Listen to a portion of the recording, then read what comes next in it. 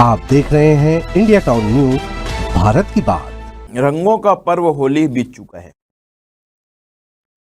होली प्रेम, उल्लास और रंगों का त्योहार है, लेकिन नशे की जद में आकर बहुत से लोग इस त्योहार को न सिर्फ खराब कर देते हैं, बल्कि लापरवाही में कुछ ऐसी भी घटनाएं हो जाती हैं जो जीवन भर के लिए परिवार वालों को दुख दे जाती हैं।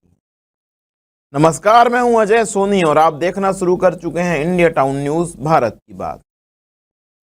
हादसों की होली। जी हां, हादसों की होली देखने और सुनने में ये बड़ा अजीब और दुखद जरूर है, लेकिन इस बार की होली में होलिका दहन से पूर्व से लेकर अब तक प्रदेश में कई सड़क हादसों में 2 दर्जन से अधिक लोग, जी हां 2 दर्जन से अधिक लोग काल के गाल में समा चुके हैं और कई लोग गंभीर अवस्था में अस्पताल में दाखिल हैं।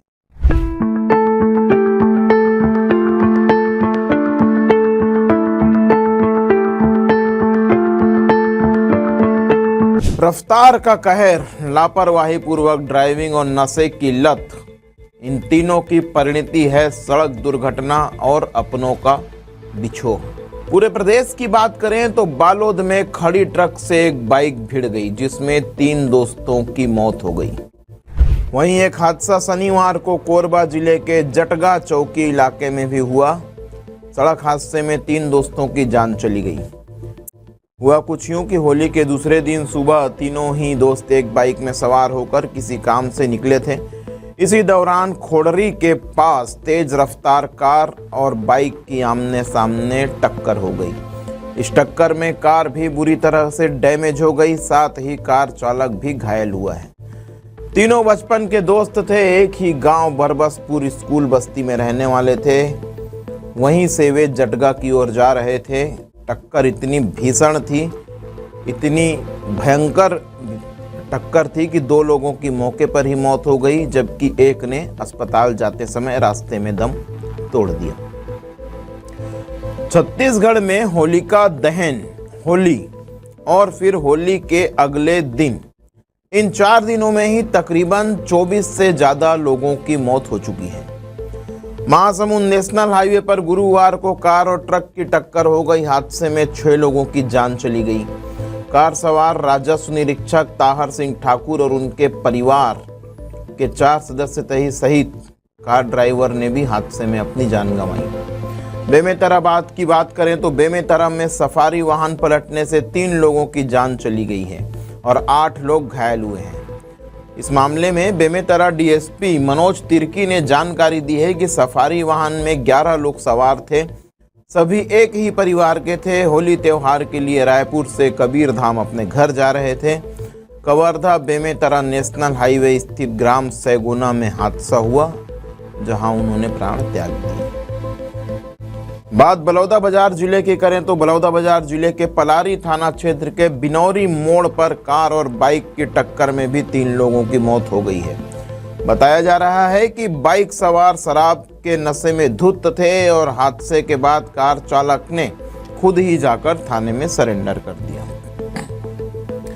राजनांदगांव दुर्ग बाईपास की बात करें तो हादसे में यहां पर भी दुर्ग जिले की भाजपा महिला मोर्चा की अध्यक्ष स्वीटी कौशिक की 22 वर्षीय पुत्री ऋचा कौशिक की भी सड़क हादसे में मौत हो गई है। इस मामले में मुख्यमंत्री विष्णुदेव साय ने दुख भी जाहिर किया है। उन्होंने ट्वीट किया है। 3 युवक इस मामले में हादसे में गंभीर रूप से घायल हैं। दुर्ग बाईपास में पेट्रोल पंप से पहले ही ऋचा और उसके दोस्त जिस कार में थे वो अनियंत्रित हो गई और 5 बार पलटी खाने के बाद पेट्रोल पंप में जा घुसी।